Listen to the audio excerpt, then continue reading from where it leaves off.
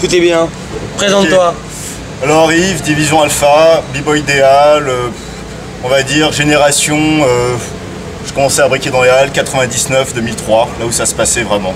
D'accord, bah alors déjà, t'as commencé comment? Grâce à qui? Pourquoi? De quelle manière? Ah ouais, alors moi c'est spécial. Parce tu viens de toi du 78, non? Je viens de 78, je viens d'une ville qui s'appelle Rambouillet. Ouais. Qui est loin de tout, donc on peut pas dire qu'il y avait un mouvement hip-hop à Rambouillet. Ouais. Je savais même pas ce que c'était, en fait je m'en foutais.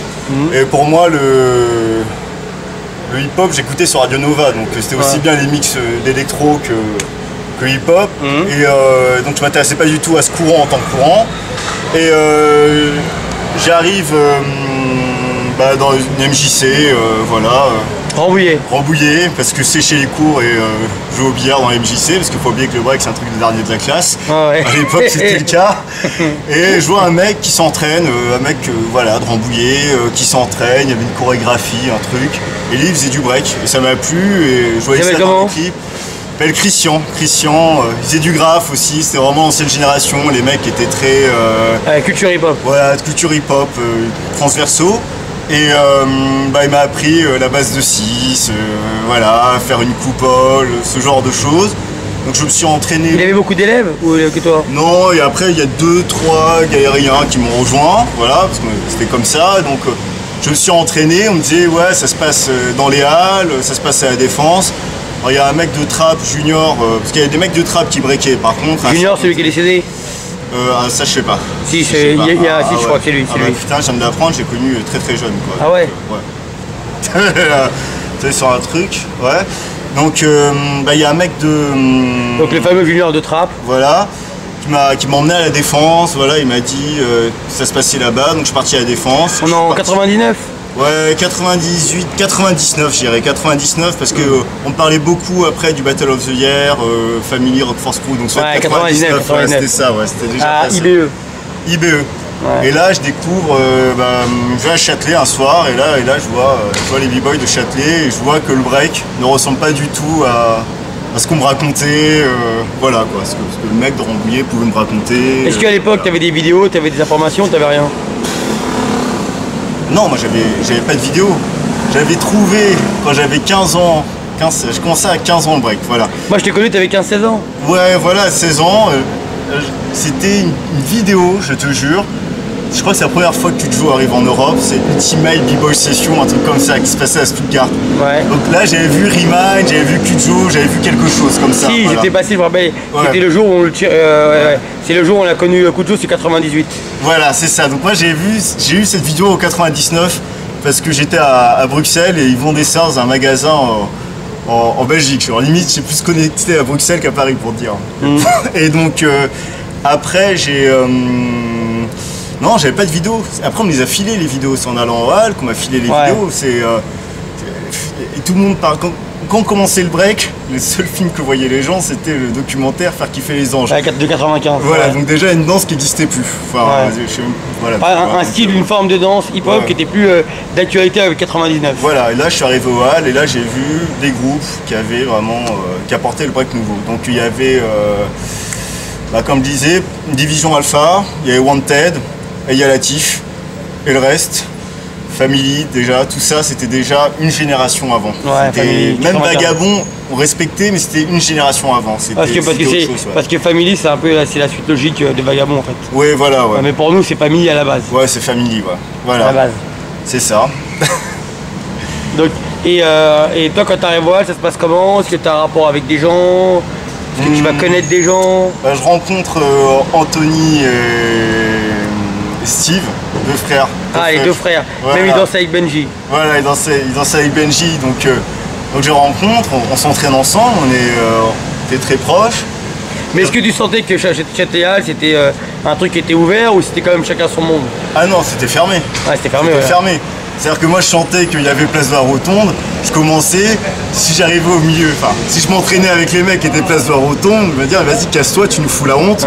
Et je m'entraînais dans les couloirs. Avant d'arriver place de la Rotonde, il a fallu que j'aille chercher des têtes et que je monte mon truc. Voilà, donc moi j'ai rencontré Anthony et Steve et à la Défense j'avais rencontré Landry Et les FA, enfin Barabou qui est devenu les FA de section d'assaut. Voilà, on était très proches. Voilà. Ouais. Qui fréquentait Gassama. Gassama par la suite. Donc le FA de section d'assaut. Parce que le rêve de l'EFA à l'époque, enfin donc Barabou, c'était d'être Def Dogs.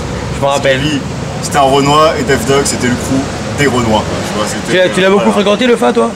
Oui, mais moi, je suis allé dormir chez lui, il dormir chez moi, on était très potes à un moment, on était très potes. Ouais. D'accord, en danse il était bon? Non, c'était pas ça. Ouais, c'était un bon vanneur. Moi je vais dire un truc, c'était un bon vanneur, il avait une tchatch, et à l'époque dans les halles, faites fort en danse, mais faites fort en van, parce que si tu savais pas répondre, t'existais pas. Ouais, c'est vrai qu'il y a beaucoup de charriage. Ouais, ça charriait toujours. Et le FA à l'époque quand il dansait, vous avez déjà fait des battles ensemble ou choses comme ça? Non, jamais. Non, il avait pas. Entre nous, il était plus jeune que nous déjà. Ouais. Donc il n'avait pas vraiment le niveau, il était moins. Bah, on l'appelait Marabout. On l'appelait Marabout. Ouais, je me rappelle. Il s'entraînait, il parlait beaucoup. C'était un personnage. Et il était déjà très attiré par la musique parce qu'il était une famille de musiciens. Son père étant batteur de jazz, donc c'est naturellement qu'il allait vers la musique. Le break, c'était plus un passe-temps. Il venait des fois au hall, tout ça? Ouais, il venait au hall, on s'entraînait au hall, à la défense. Ouais, il venait s'entraîner, mais c'était plus une activité, un passe-temps. Ludique quoi. Ouais, un hobby. Okay, c'était une façon d'approcher la culture hip-hop. Voilà. Je pense, hein, pour lui. Après, on a perdu contact. Voilà. Ce serait intéressant d'interviewer sur ça un jour. Ouais, c'est intéressant. Qui refréquente Gassama, c'est bien. Ouais. Parce que la plupart des rappeurs qui ont fait du break, ils oublient complètement le break. Je suis d'accord avec toi. Je crois même que c'est un des chorégraphes de l'EFA. Ah ouais. Il me semble, de mémoire. Ouais. Et Caris, et le break. Tu te rappelles de Caris ou pas? J'ai des souvenirs parce que lui, il a dû partir en 2000, je pense. Hein, moi, je dirais 2001, 2002, je pense qu'il a dû partir. 2001, 2002. En fait, Caris, il s'est tellement transformé. C'est tellement. En fait, c'est un transformiste, ce mec. Il s'est tellement métamorphosé en Caris. C'est que lorsque j'ai vu une photo de Caris à l'époque des Halles, je me suis dit, ah, mais en fait, je connaissais ce mec. Ouais. Parce que quand j'ai vu Caris, le rappeur, j'avais jamais fait le lien entre les deux. Tu t'es rappelé que c'était Armand de l'époque. Le breaker sincère et le mythomane. Ouais. Voilà. Et Caris. Mais c'était un bon b-boy quand même. Ah oui, il faisait partie du B-Boy des Halles. Donc il était actif. Non, c'est un vrai breaker. Booba, je pense moins. Booba, c'est notre génération. Booba, c'est une génération hip-hop. C'est pas la même chose. Tu parles de Booba, le rappeur? Ouais, le rappeur. J'ai eu peur là. Voilà. Tu m'as fait peur, ouais. Booba aussi, il a dansé, mais on l'a pas connu, génération des Halles. Ouais, c'était notre époque. C'est notre époque. C'est autre chose. Alors revenons à nos moutons.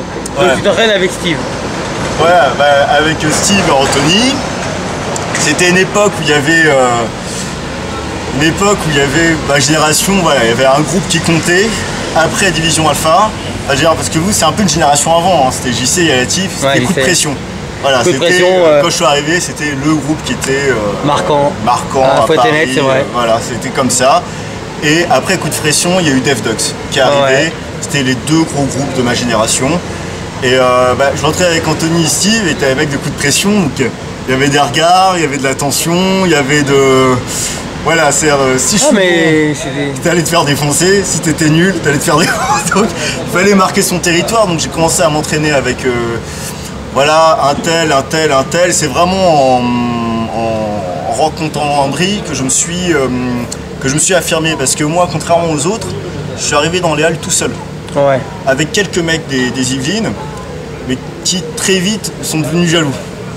Voilà, les mecs, pour dire l'ambiance de l'époque, ils avaient des vidéos, ils me disaient pas qu'ils les avaient pour pas que je progresse, pour pas que je regarde, pour pas que je progresse, c'était comme ça. Ça c'est Châtelet de A à Z. Voilà, donc en fait c'est en rencontrant Landry que j'ai pris confiance en moi, parce que j'étais tout seul, j'essayais de me situer, et là il y a Landry et toute cette bande, et t'as du potentiel, tu peux y aller. Donc là j'ai commencé à développer mon style, j'ai commencé à le faire à nous. À l'époque, Landry était déjà Division Alpha? Non. Non, il était pas Division Alpha. André et moi, on était des vendus, on allait de crew en crew pour faire les battles. De toute façon, des mercenaires. Les mercenaires, et en plus les battles, je m'en foutais. C'est-à-dire d'être en finale, quart de finale, c'était contre qui je tombais, et c'était pas de gagner le battle, parce que de toute façon, les billets de train, on ne les payait pas, on y allait tous en fraude. Et de deux, la victoire c'était un t-shirt. Donc quand tu fais 500 bornes, 600 bornes pour aller à Grenoble, tu t'en fous de gagner un t-shirt. Ouais. Donc ce qui comptait pour moi, c'était prendre des mecs dans les cercles, c'était être là dans les cercles, à l'extérieur des battles, Et quand je faisais des battles, par chance, je tombais sur un gros groupe qui permettait de, voilà, qu'on me retienne. Mais sinon, la victoire. Et les speakers, ils étaient importants? Bon, les speakers, on s'en foutait. Moi, j'ai un souvenir de speaker, c'est parce qu'à l'époque, les juges n'étaient pas très importants pour nous non plus. Ouais. Après, t'avais des anciens, on les a jamais vus, on savait même pas qui c'était. Et par contre, on n'était pas d'accord avec le jugement. Donc, j'ai un souvenir de speaker, c'est que je m'étais embrouillé avec un juge et lui, il était là pour séparer à Lausanne, Landry et moi contre le juge. Voilà. Mais sinon, le speaker, c'est, il connaissait même pas nos noms, il connaissait même pas les figures. Moi, je m'en souviens, Nasty dans Battle XXL pour dire 19, il avait dit tourner sur la main. Je sais plus, tourner main, un truc comme ça. Après, ça dépend de la génération parce qu'après, je pense que les speakers ils ont commencé aussi à apprendre un peu leur histoire. Voilà, oui, voilà, mais c'était pas un truc qui comptait. Ah non, à chaque fois qu'on parle de Nasty, on parle toujours du moment où Nasty il a empêché Rodolphe Barcio. Ah oui. Tu te rappelles? Ouais. Ça, c'était relou, ça. Voilà. Nasty sur ce coup-là, t'as un peu décodé, mais bon. Voilà. Mais c'était le seul speaker qui avait un nom aussi. Ouais, c'est vrai que c'est vrai. Il y avait lui et Rajdi. C'était le seul qui avait un nom. Il y avait Rajdi aussi. Rajdi, mais il arrivait après Rajdi. Ouais, Nasty c'était. Non, parce que Rajdi. C'était la référence. Rajdi, il était connu en tant que b-boy surtout. C'était une star, Rajdi. Ouais. Et quand Rajdi prenait le mic, c'était surtout b-boy. Voilà. Ah ouais, c'est vrai. Limite, c'était le seul juge qui comptait. Son jugement comptait plus que les autres. Mais après. Après, non, c'est Nasty, c'était le seul speaker connu en tant que speaker. Après, je sais pas s'il a fait de la danse. Si, il dansait, c'était un locker, un popper de la première génération. Mais surtout, derrière, il y avait aussi Sidney de temps en temps qui animait. Ouais, c'était plus rare. Il avait animé le Zénith, je m'en souviens. Mais les speakers, ils étaient pas très importants. Ouais, non. Non, ça existait pas. Même les DJ étaient pas importants. Ouais. On s'en foutait. Tu mettais un mec au platine, tu mettais une cassette. De toute façon, les battles regarde, les battles qui comptaient à l'époque, les défis, c'était dans les halles. Les halles. Ouais. T'avais pas de DJ, t'avais pas de speaker, t'avais pas de juge. Et c'est ça les plus grosses halles de l'époque. Ah, c'est les plus gros trucs de cette génération. Et parfois, t'avais même pas de musique. Ouais. Tu vois, pour te dire. Les gens tapaient dans les mains, tu vois. C'est vrai. Toi, à un moment donné, ben, tu vas intégrer Division Alpha. Ça se fait de quelle manière? Ça se fait, c'est Landry qui m'apporte. Landry, il intègre en premier, et c'est Landry qui m'emmène vers Division Alpha.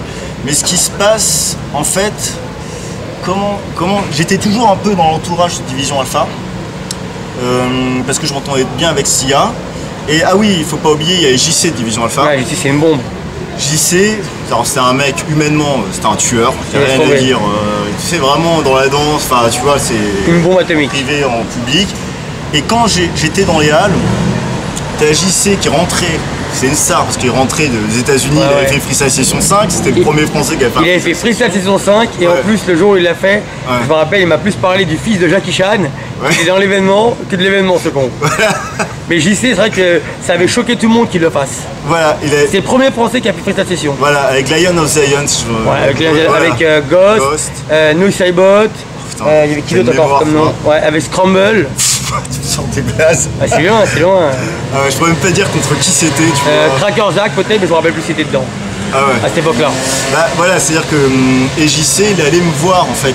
Il m'a vu à Châtelet et vu qu'il est des Yvelines, parce que je crois qu'il est du Chesnay ou de Versailles. Ouais, exactement, ouais. Il rentrait aux États-Unis, il devait aller chez ses parents, donc il allait s'entraîner avec moi à Rambouillet. On s'est entraînés tous les deux. Lui, c'est quelqu'un de très aisé. Tu vois, financièrement, il avait rien à voir avec nous. Ouais. Nous, on était un peu des schlagos à côté de lui. Lui, il habitait dans le 6ème. Ouais. Il avait, ça n'avait rien à voir avec nous. Nous, on a commencé le break avec des survêtements Décathlon. Ouais.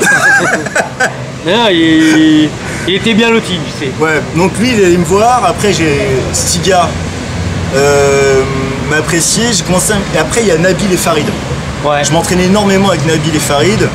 Et on m'a remarqué, on va dire publiquement, quand il y avait Dynamix Rockers, il y avait des échanges entre Belges et Français.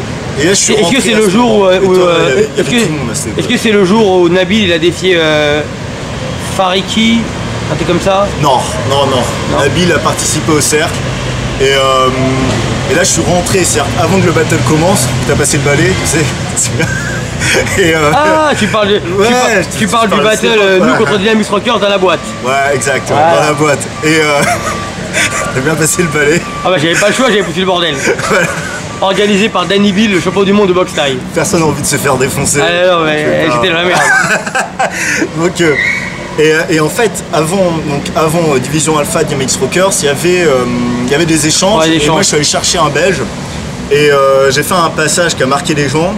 Et il y avait tout le monde, il y avait Nabil, Farid, t'étais là, il y avait beaucoup de gens qui m'avaient vu. Et les gens se sont dit, parce qu'il y a plein dans les halles, on se connaissait tous, mais c'est enfin il rentre, tu vois, enfin il va chercher un mec, tu vois, voilà. Et à partir de là, j'ai progressé et aussi, je sais pas si t'as d'autres questions sur les inspirations, j'en sais rien. Non, mais, toi à l'époque, c'était qui les stars pour toi de cette génération au moment où tu arrives dans la danse? T'es américaine ou française? Français. Pour moi, comme je dis, il y avait.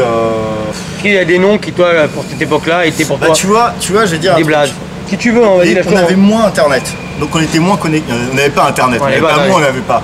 Donc il y avait une vidéo à l'année, on était 10 dessus. À la fin, on voyait plus rien tellement on l'avait saigné. Tu vois. Tout le monde. Et donc les stars françaises, c'est-à-dire qu'on regardait une vidéo, on voyait une tendance, mais on était obligé d'inventer. C'est-à-dire qu'on était obligé de composer avec ce qu'on avait vu. Et on ne connaissait pas l'évolution du break américain au jour le jour. Donc les noms français, tu vois, avaient beaucoup plus d'importance de fait. Donc tu sais, quand je parle de stars, je peux te parler d'inspiration. Les mecs qui m'ont... Bon, je pense Benji. Et Benji, c'est différent. Mec, tout le monde s'inspirait de lui et personne ne le disait. Parce que Benji, il a modifié le break. Il a structurellement modifié le break. Il a apporté une autre vision du break, tu vois, donc même si t'étais pas, tu disais pas inspiré par Benji, tu faisais selon Benji, parce que c'était lui qui représentait le break français. Mais est-ce que tu trouves que les gens à cette époque-là, au hall, ils reconnaissaient son style ou ils étaient avec lui ou contre lui? Tous contre. Contre.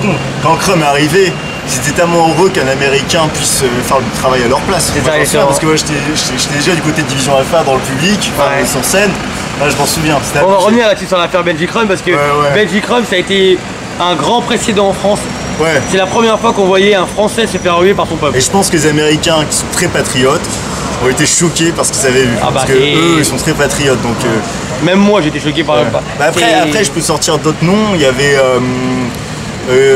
Fawzi, Lia Latif. Fawzi, déchiré. Et je parle pas Sidia Latif, c'est un groupe qui est compté, les mecs de droit comptés. Avec Momo, Amine évidemment. Tout ça, y avait, et même les jeunes de Troyes, ils étaient. Après, il y avait qui je parle pas des mecs de mon âge. JC. J'aimais bien JC. Il appelait ça des constructions. Willy Boy aussi. Willy Boy, c'est ma génération. C'est ta génération. Donc c'est différent. Je veux pas dire qu'il. C'était concurrentiel, donc deux fois on s'inspirait. Mais après les vrais noms, les vrais noms, ma génération, je pense que c'est les groupes. Après, les mecs qui peuvent parler, je connais les mythos. Mais t'étais là, hein. Tu sais, il m'est arrivé une histoire trop drôle. Je connais une fille qui dit ouais, je sors avec un mec, c'est un breaker, il était super connu.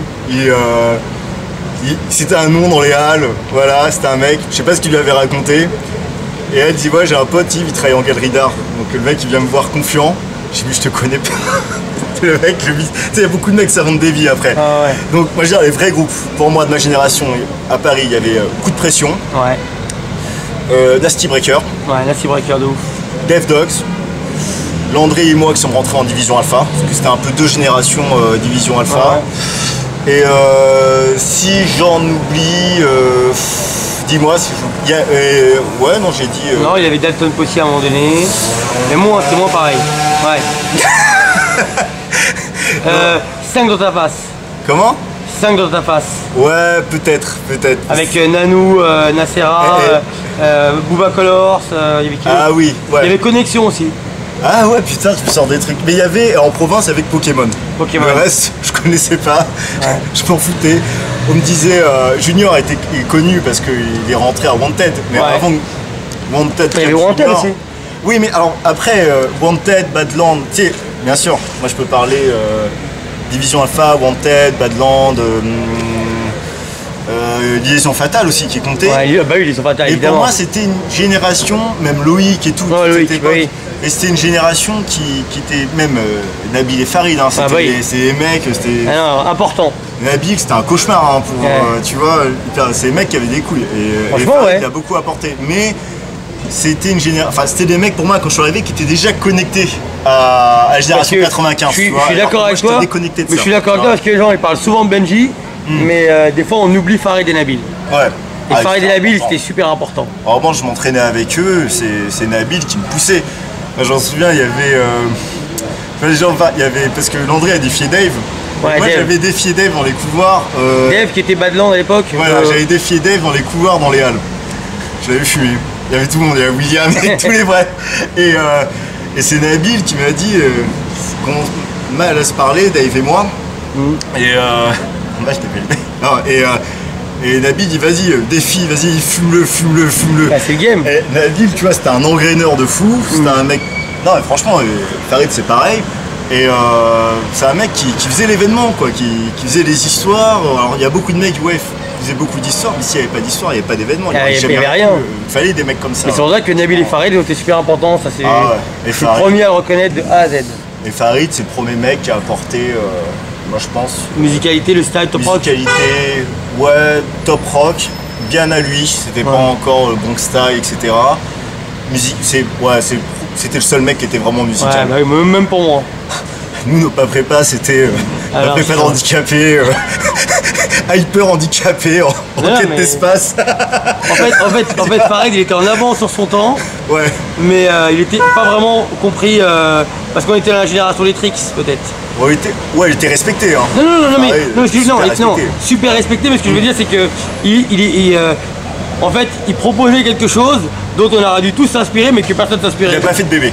Voilà. Il n'a pas fait de bébé, c'est pas à ce moment-là. Pas à ce moment-là. C'est après que les gens ont commencé à comprendre que le mec était en avance sur son temps. Alors pour moi, il y a deux mecs qui ont apporté vraiment le style. Ça a été, vraiment hop, machin, c'est Gassama et Farid. Voilà, niveau musicalité. Tu vois, parce que William, il était quand même dans les tricks. Tu vois, William, encore dans les tricks. Willy Boy. Voilà, et Willy Boy. Et Gassama et Farid, c'était les premiers, clairement, honnêtement. Après, il y a eu la botte des Foundations. Ouais. Voilà. Ça arrive beaucoup plus tard. Mais, alors, il y a une. Toi, quand t'arrives dans une maison de retraite, on a une permission. Ils sont arrivés en masse. Ça a permis à plein de gens qui n'avaient pas de The Blood d'avoir un blaze. Grave.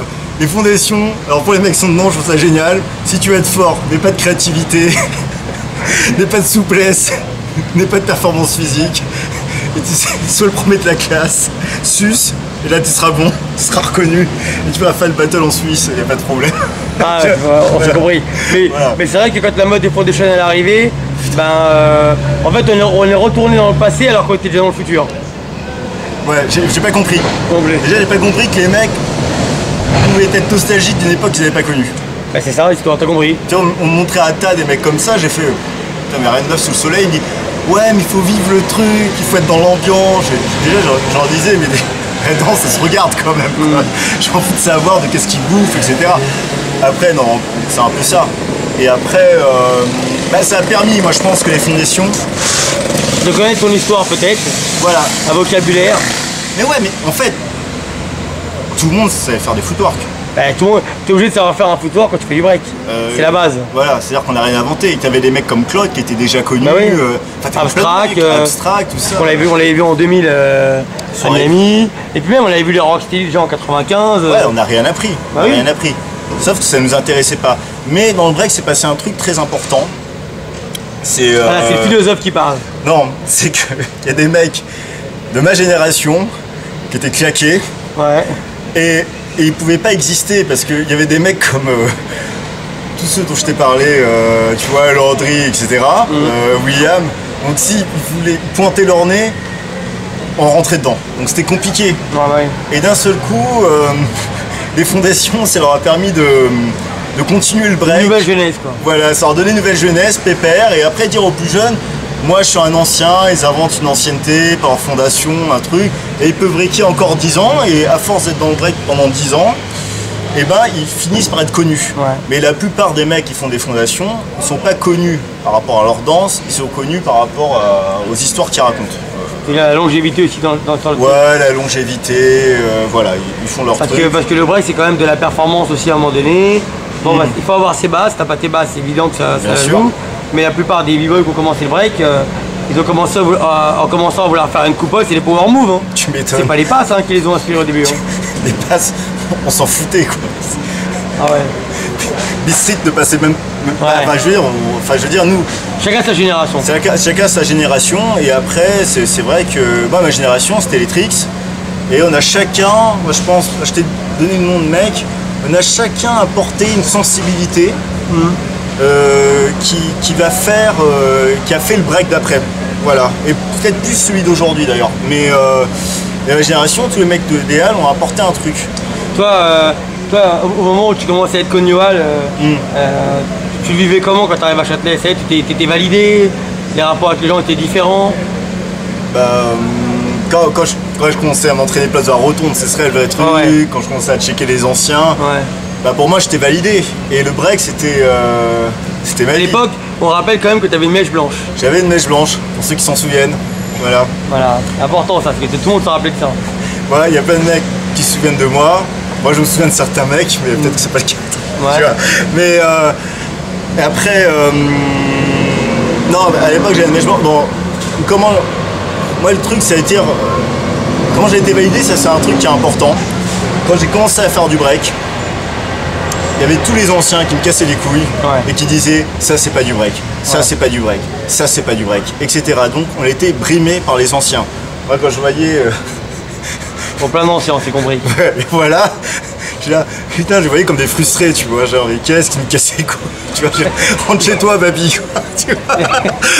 Laisse-moi vivre ma danse, quoi. Laisse-moi kiffer, parce que le hip-hop, c'est un truc de môme, tu vois, donc c'est après que tu t'intéresses à l'histoire, mais au début, tu vis le truc, il faut vivre le truc, faut pas brimer les jeunes. Donc moi, j'étais brimé par les anciens qui me disaient, ça c'est pas du break, ça c'est pas du break. Bon, et des anciens que ça se trouve, toi-même, à l'époque, tu voyais comme des grands et des référents, et à force de te saouler, limite, tu voulais même plus avoir affaire avec eux, quoi. J'avais même pas de respect pour eux. Et même, au début, je disais, ah putain, mec, à la fin, je leur parlais, j'ai dit, putain, quel connard. Je fais du break dans les halles, c'est pas pour retrouver mon père, quoi, qui vient me casser les couilles, tu vois. Donc c'est ça, compris, tu vois. Donc après, à force de te faire brimer, tu les écoutes plus. Parce qu'après, il y a la réalité du cercle. C'est-à-dire, c'est pas du break, et pourtant les mecs qui me kiffent quand je suis dans les cercles, ils m'acclament. Donc toi, tu as plus de satisfaction dans les cercles et je suis d'accord avec toi. T'acclames qu'avoir la validation d'un mec. Et puis bien, et puis en même temps, il y a aussi un conflit de génération. C'était votre époque, c'était votre temps. C'est un très bon, tu te rappelles que moi j'ai organisé beaucoup d'affiches à De Blanc à l'époque. Ah bah, c'était toi. C'était que ça. De toute façon, quand t'arrives dans les halles, tu vannais. Tout le monde arrivait pour te vanner et toi tu répondais. À tout le monde. T'étais un fou, il y avait la face du clown. Il y avait plein de trucs. Il y avait plein de trucs. C'est prévu passer en battle actuel parce qu'il y a des familles, tu vois. Non, c'est pas. Mais non, il y avait plein de trucs et c'était. Donc, il y a une question. Toi, t'as vécu le battle Benji Crumbs. T'étais là? Ouais, j'étais là, J'étais là à ce battle. Alors moi j'ai vécu comme ça, donc j'avais fait ce battle avec Division Alpha, c'était à Bretigny, hein, la ville Bretigny-sur-Orge. J'avais fait avec Division Alpha, donc bon, le battle, tout le monde était là pour mater les ricains, Kamel, qui commençaient à revenir et tout, donc de la performance. En 2001 je crois, non? Ouais, 2002 je crois. Hein, 2002 t'as raison. 2001 c'est junior et 2002 c'est Ben. Voilà, je m'en souviens, Ben, on va être honnête, il fout une pression à Crumbs. Premier round. Déjà, c'est la première fois que je voyais 2 rounds en break. Ça n'existait pas. C'est moi qui l'ai créé, ça. Voilà. T'aurais pas dû parce que Crumbs n'aurait pas tenu le coup. Non, c'est sûr, mais on l'a créé parce qu'à la base, le modèle de battle, c'était Weekend was the most. Donc c'était 10 passages. Et après, Jemina, il a traduit quelque chose que Crumbs lui a dit. Et après, Ben, il a fait ok, vas-y, on coupe le battle en 2. Voilà. Mais c'est parce que Crumbs, à un moment donné, il s'est plaint sur quelque chose. Je raconterai un jour cette histoire. Ah ouais, ok, tu me raconteras. Peut-être c'est l'occasion de raconter. Hein, moi j'étais là, premier truc. C'était un battle important ou pas en France? Crumbs c'était le nom. C'était le blaze. Même au stage, les gens n'osaient pas le prendre. Alors, je veux dire, l'insolence, un petit français qui va chercher Crumbs, c'est insolent. Le dernier mec peut-être qu'on avait vu défier Crumbs 1 contre 1, c'était peut-être Iron Monkey. C'est seul. Moi j'ai pas vu d'autre chose. Sinon il était avec Riemann, il était. C'était la grosse tête des États-Unis. Ah mais il était sacré le mec. C'était le monstre, c'était. Voilà quoi, c'était. Il était vraiment à part. Il y avait un charisme autour de lui, un peu un mystère quoi, tu vois. Et voilà, en fait, en gros, il y avait Crum et Kamel, quoi. Côte Est, Kamel, côte Ouest, Crum. Et Crum, c'était le The Blood. Voilà. Et donc, moi, je m'en souviens, un premier round, Benji lui fait un coup de pression. Les mecs, soyez pas malhonnête. Après, Crum revient et je m'en souviens, j'étais là. Alors, je crois que Benji il saignait du coude. Moi j'étais juste derrière Ben et j'avais vu saigner du coude. Donc à un moment Ben. Ouais, il fait vrille coude. Vrille coude et là il se blesse. Et là il se blesse. Et Crum il a eu un. C'est le public qui a acclamé Crum. Et Crum il a eu un truc. À un moment il a managé le battle, il a su le gérer. Il a su mieux se poser sur le son, il a su créer l'effet de surprise comme ça. Il a. En fait, je pense que Crum a gagné par effet de surprise. Parce que Benji, dans sa tête, s'était plié et il ne s'attendait pas à ce que Crum. Moi, je dirais carrément que ce battle, c'est égalité, c'est un round chacun. Ouais, on peut dire ça. Moi, c'est comment moi je l'ai vécu. Après, toi, tu as le droit de dire que. Tu as le droit de penser que Crum, ça a gagné. C'est le passage quand il fait sur la tête. Ouais, saut de tête. En arrière, en avant, en arrière. Magnifique ça. Parce qu'en fait, je vais te dire un truc aussi. C'est que Crum, vu que c'était la star, ça faisait 10 ans qu'il avait le même passage par cœur. Et les gens acclamaient Crum. Parce qu'ils voyaient enfin pour de vrai la couronne au ralenti, ce genre de choses, tu vois, les figures avec lesquelles ils ont grandi. Et là, quand il a fait saut de tête arrière, bah, là, il nous sortait un nouveau move. Et c'était pas tous les jours. Donc, tu vois, les gens ont pété un câble. Mais pendant ce battle-là avec Ben, les gens, ils étaient, les gens, ils étaient contre Ben, quoi. Grave. Tout le monde le huait. Tout le monde nuait. C'est incroyable, mais vrai. Bah ouais, c'est un Français qui défend la France. Tu vois, tu te dis. Bah t'écoutes la vidéo, tu vois tout, tu comprends. De toute façon, le problème des Français, c'est qu'ils sont pas patriotes. Donc de toute façon, on sera toujours baisé. Tu vois, donc t'as les Américains qui arrivent, un Français qui prend la tête, les gens huent les Américains. Les Américains n'ont pas compris, hein, je pense qu'ils étaient choqués. C'était délicat. Voilà, ça montrait vraiment que la France, on était vraiment pas chauvin une seule seconde. Voilà. Et toi, à l'époque des Halles, est-ce qu'il y a un défi particulier que tu te rappelles, à part celui contre Dev, est-ce qu'il y en a un en particulier que tu as kiffé personnellement? Regarder. Ou que tu as participé? Pas participé, j'ai pas fait beaucoup de défis dans les Halles, moi c'était surtout les cercles dans les battles.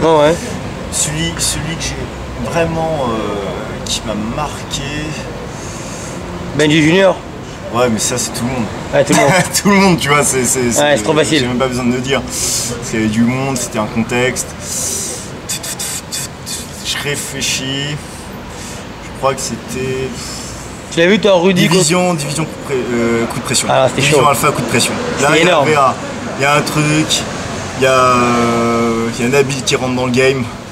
Parce que lui, il était plutôt avec les anciens. Là, il rentre dans le game avec les jeunes. C'est bon. Il y avait Fouzi qui est rentré, enfin c'était vraiment, là c'était énorme, tu vois, pour moi c'était... Et après, coup de pression, ils ont apporté aussi beaucoup de trucs. Coup de pression, ils ont déchiré. Ils ont déchiré, c'est son... Alors moi je pense, moi je me dis, je suis le père du style Las Vegas. Je pense que je suis le premier au niveau des sapes, au niveau de l'attitude. Ouais, tu as la tenue vestimentaire, le look. Le côté Nekelets, je suis le premier à l'avoir emmené. Après, il y a un groupe. C'est vrai que les gens te rattachaient toujours à Nekelets. Nekelets, parce que... Je suis le premier à avoir senti le truc, même si j'ai les influences, Fauzi, JC, etc. J'ai les influences. Coup de pression, ils ont apporté une sensibilité à Vicoro, tu vois, du Texas. Eux qui ont apporté ce break-là. Sauf des villes. Comment? Sauf des villes. Des villes. C'est un autre style, des villes, pour moi. Bah, des villes. Si, il avait quelques moves. Non, t'as pas compris, là, je veux dire que des villes, il allait pas dans le sens de la Vicoro, ça je vais te dire. Des villes? Ouais, pour moi, c'était lui, son style à lui, ça allait plus dans une autre forme de style que le style de Avikoro. Bah, des villes, on se parle souvent sur Facebook, j'aime beaucoup. Bah, il déchire des villes. C'est un mec qui a des goûts sûrs en break, on a les mêmes goûts, donc c'est lui qui me met à l'actualité au niveau break. Franchement, dédicace, j'espère que tu regardes cette interview, quand j'ai besoin de noms qui déchirent en Russie, je demande à Devil, je sais que c'est bon, je sais qu'il a des jugements sûrs, voilà. Et Devil, il a développé son break à lui, tu vois. C'est clair, c'est pour ça que je dis ça. Il laisse son truc, mais ce qui est malheureux chez Devil, c'est que c'est beaucoup blessé. C'est ça qui est dur, et là ils sont encore blessés, donc j'espère qu'il va s'en sortir. Mais ouais, coup de pression, c'était plus ce côté Avikoro, on va dire ça. Dev Dog, c'était plus ce côté Oogie Brat, New York. Et Landry et moi, quand on rentre en division alpha, on a amené le côté Las Vegas. Tous les mecs qui ont après apporté le côté Las Vegas, c'est des mecs de ma génération. Ils ont attendu que j'arrête, Landry, pour arriver. Mais ils ont mon âge, et je suis leur père. C'est important de le dire. Leur père pédophile, parce que je vous baisais à l'époque. C'est dur les mecs, mais c'est important de le dire, vous le reconnaîtrez, vous venez de chez moi. D'accord. Non mais c'est important à dire en ce moment. Et toi t'as arrêté la danse, pourquoi? Moi j'ai arrêté la danse parce qu'avant il n'y avait absolument aucune perspective professionnelle dans la danse. Ouais. La seule célébrité que tu pouvais avoir, c'était avoir posé pour Radical. C'était la seule vitrine pour un danseur. Bah, j'ai un interview de Cheyenne qui arrive cette semaine. Ah ouais? Et c'est exactement ça. C'était posé pour Radical, ça allait pas plus loin. Non, il y avait où avoir sa vidéo que tu vendais dans les halles. Non, c'est la seule perspective professionnelle. Donc. Mais t'as arrêté en même temps que Benji en fait. J'ai arrêté en même temps que Benji. J'ai aussi arrêté, je vais dire une raison. Moi, ce que j'aimais dans le break, c'était la pression, c'était pouvoir fumer les mecs. Parce que vu que j'étais pas un show dans la vie, sinon tu fais pas de break, vu que j'étais pas une racaille, j'étais de banlieue quand même, et ben le break c'était un moyen d'être une mascotte et fumer des mecs. Sinon je fumais personne. Donc je vais être honnête. Et le truc c'est que quand j'ai plus senti, à un moment je m'en souviens, j'ai fait un battle. C'était après Belfort, tu vois, Belfort, on était ensemble à Belfort. J'ai plus senti. J'avais défié Ismaël. Voilà, moi j'avais baissé le froc d'un mec, j'ai dit division alpha, c'était sale, on faisait des trucs sales à l'époque. Tout le temps sale, ça. J'avais pas le droit de baisser le froc d'un mec, mais quand t'es en division alpha, t'avais le droit, on me pardonnait. Tu vois, c'était des trucs sales. C'était chaud. Et j'en souviens, Belfort, j'ai eu une sensation où il y avait Dev Dogs en face, il y avait Division Alpha qui était là. On a engagé le battle et personne n'y croyait vraiment. C'est-à-dire qu'on se regardait les yeux de chien de faïence, Dev Dogs et nous. Il n'y avait plus de tension. La tension, ça a été dans les autres histoires à côté. Et dans le break, il y avait moins cette tension. En 2003, je chantais le truc baissé. Et après, une fois, je suis repassé en 2004 dans un battle. Et là, il y a une magie qui s'est perdue. Après, bon, il a fallu que je gagne de l'argent. Tu veux dire l'engagement, tout ça en fait? Voilà, l'engagement, l'essence du truc, pour moi, c'est perdu. Voilà, c'était plus la continuité de la rue, quoi. C'était, voilà, on n'y croyait plus. C'est-à-dire qu'on rentre dans un truc un peu genre conventionnel. Bah, un battle, faut y croire. C'est un truc de comédien, le break. C'est-à-dire, le mec que t'as en face, c'est une simulation de... Du catch, c'est du catch. Voilà, c'est du catch. C'est une simulation de fumage de mec. Sauf au lieu de te taper, tu le fais en danse. Donc si le mec, t'arrives pas à te faire croire que c'est un ennemi et que si tu perds le battle, tu te fais défoncer pour de vrai. Si t'arrives pas à rentrer dans ce simulacre, dans cette mise en scène, il se passe rien. Il n'y a plus de spectacle. Ouais. Moi, quand je vois les battles actuels, une fois que je suis allé en scred, je dis c'est la continuité de la salle d'entraînement. Parce que même les salles d'entraînement, c'est pas bon. Les halles, ce qui était bien dans les halles, chacun son groupe, chacun son truc. Chacun son groupe, son truc, mais aussi on était en contact avec la rue parisienne. Tu vois ce que je veux dire ou pas? C'est-à-dire que on était dans le centre de Paris, il y avait une ambiance, il y avait les tendances, on dansait en club, donc on était quand même au contact d'un truc. Donc on faisait un break avec une certaine mentalité de flambe et tout. Les salles d'entraînement, c'est souvent en banlieue, les battles sont en banlieue, donc les mecs qui progressent en niveau, mais c'est devenu, il faut dire, c'est devenu moins artistique, mais c'est plus devenu, voilà, c'est un truc de beauf, tu vois. Tu fais chier quoi. C'est un truc de beauf. Nous avant le break, on pouvait assimiler ça au, je sais pas, au Rex Club, tu vois, notre délire, enfin j'en sais rien, une boîte branchée, un club branché. Maintenant tu peux assimiler l'ambiance, la mentalité au Buffalo Grill du coup, au bowling du coin. Non, c'est devenu un truc de beauf, c'est-à-dire que quand tout le monde en fait, tu te fais chier, il y a trop de battles, c'est-à-dire que tu perds un battle samedi, tu peux le gagner le lendemain. Ouais. Tu vois, donc... il y a plus ces histoires d'honneur, ça touche moins quoi, tu perds, c'est pas très grave. Il n'y a plus d'enjeux, il y a plus d'enjeux, il y a plus de... Alors c'est bien, maintenant les perspectives professionnelles, par exemple toi, t'es devenu speaker en France, t'as créé une profession. Ouais, exactement. T'as créé une profession. Il est bon monsieur, il sait. T'es le seul peut-être à en vivre honorablement, ouais. Mais... je suis pas sûr que ce soit le cas pour tout le monde. Ça l'est bon. Mais sinon, avant, il n'y avait pas de... C'était un monde qui n'était pas du tout professionnel. Ah non, mais... De toute façon, il n'y avait pas beaucoup de gens qui pouvaient vivre de la danse à cette époque-là. À moins d'aller en compagnie. Ouais. Et peut-être avoir la chance d'être dans une grande compagnie. Mais qui voulait porter des collants? Ouais. Être courageux. C'était pas donné à tout le monde. C'est vrai que les compagnies, c'était pas trop... Voilà, tu devais porter un collant quand même, c'était chaud. Ouais, c'était l'enseigne de contemporain. Ouais. Mais bon, généralement, au fur et à mesure, tu glissais vers le contemporain. C'était pas le même monde, même la Villette. Enfin, je veux dire, les halles, c'était un monde, la Villette, c'était un monde qu'on ne connaissait pas, on s'en foutait. Le mec, il imite la danse du singe, je sais pas quoi, par terre, sur de la musique. Classique. Classique. Baroque, je sais pas comment on peut dire ça. il se lève, fait un tour sur la tête, enfin on s'en fout, ça n'existait pas.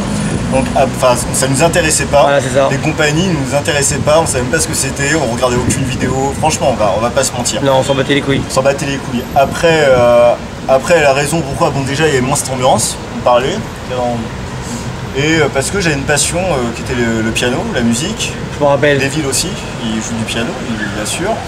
Et en fait, le piano, je dis ah putain c'est bien parce qu'il y a une perspective professionnelle et je peux devenir prof. Donc tu donnes des cours de piano tout ça maintenant? J'ai donné des cours de piano et après j'ai travaillé en galerie d'art, toujours, je continue revue et j'organisais beaucoup d'événements en galerie d'art, donc des vernissages, des expositions et j'ai été professeur aussi 2 ans de culture générale en classe préparatoire. Voilà, je vois. En gros, tu t'es construit juste après. Je suis construit, mais je suis toujours l'actualité break. D'accord. Là, on se rend compte. Là, si on est là, c'est qu'il m'a rencontré dans la rue, quoi. Ouais. Par hasard. Par hasard, de ouf. Ça faisait combien de temps qu'on s'était pas croisés physiquement? Tu sais, on s'est croisés très rapidement. C'était Natacha pour l'événement Flashdance. Ah oui, on s'était croisés une fois vite fait. Et là, à ce moment-là, j'étais dans Natacha Padrina. Voilà, Padrina. Et là, j'étais dans les halles à ce moment. Je connais Natacha, je connais très bien son mec. Ouais, parce qu'il est graffeur. Il est chiant en graphe, il est fort. C'est un artiste de fou que j'ai exposé. Franchement, il est fort, de ouf. P-Boy, Pascal Boyard. Ouais, je t'ai exposé, tu vas vendre. Et après, et donc, elle m'a dit, bah il y a Yuval. Je dis, ah putain, un truc de dingue. Mais tu partais à notre battle, t'avais pas le temps. Là, ouais. Ça va faire. C'était quoi, en 2012, 2013?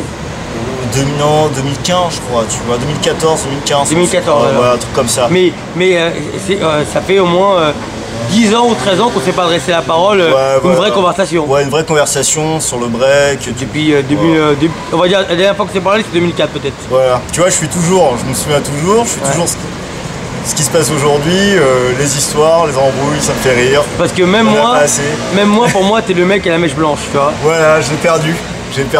La mèche blanche, c'était pas une teinture, c'était une maladie que j'avais. Ah, c'est une maladie? Et normalement, ça devait grandir. Et en fait, ça rapetit. Les médecins savent pas pourquoi, c'est comme ça. Ça porte un nom, ça s'appelle comment? Vitiligo. Comment? Vitiligo. Vitiligo. Ok, voilà. Donc ça veut dire que cette maladie, ça veut dire que tes poils, ou tes cheveux, tes poils. Ouais, voilà, tu dépigmentes, voilà. Ta pigmentation. J'ai ici. Ouais, je l'ai vu tout à l'heure. Le mec filme son corps, c'est aucune fierté. Non mais après, non voilà, mais je suis toujours à l'actualité. Il y a des jeunes Français que j'aime bien, quelques Russes que j'aime bien aussi. Tu suis quoi? Ouais, je suis les Coréens, bizarrement.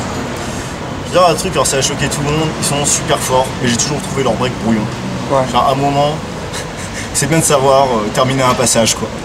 À un moment, quand ils sont dans les tricks et tout, Tu kiffes moins.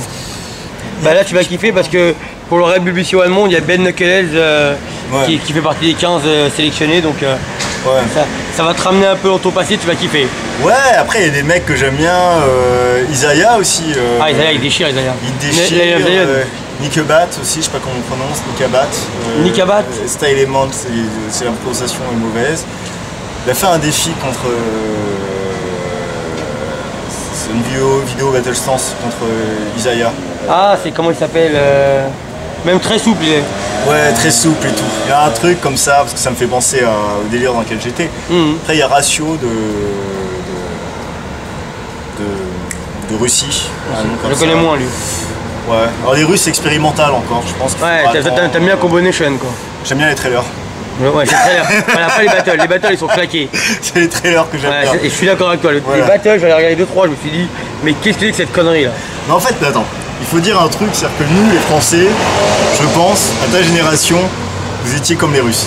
Ouais. C'est-à-dire que nous on regarde ce qu'ils font, on dit mais c'est quoi cette connerie, mais ils sont claqués les mecs, c'est les vidéos We Love Russia, tu vois, c'est putain, Poutine fait quelque chose quoi, tu vois, et tu dis mais c'est quoi ça? Mais je pense que quand les Américains sont arrivés en France, ils ont vu un mec faire une wave, après un truc de lock, se plonger au sol et finir, les Américains devaient dire putain ce que font les Français c'est claqué. Mais je pense que les Russes, dans 4 ans, 5 ans, parce qu'il y a quelque chose qui il y a des mouvements qui sont forts.